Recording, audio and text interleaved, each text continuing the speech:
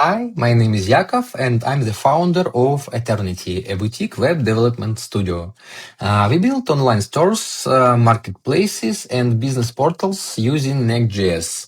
I work directly with the client with no middleman, from the initial contact through to delivery. So let me show you one of our projects.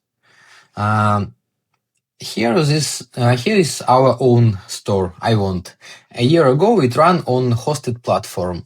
Let me show you why we moved to our engine. So here is our new site. Before, every module we needed was a paid add-on or simply not possible. We built our own engine and migrated everything, more than 3,000 orders and more than 7,000 pages with a full 301 redirect map built from real analytics. Zero ranking loss, no downtime during the cutover. Let me show you the SAM product. Here we have iSize assistant and the recommendation on product page. So let's add to cart, checkout. We have server-side cart, cross-device, payments with fiscal receipts, delivery integration, order emails, all first-party. So let's go to admin page.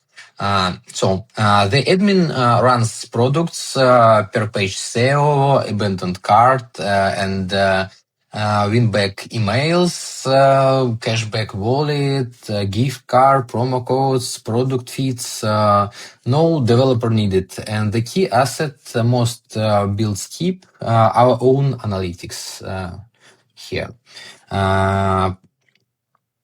So here is cart to order funnel, bestsellers, abundant carts, plus cookieless traffic tracking, no cookies independent of any external counter. So we also have an AI stylist grounded in the catalog. It validates every peak, never hallucinates. And our site built for AI search, LLM's text plus fully indexable English storefront with href link. Most projects leave English in no index, so we don't.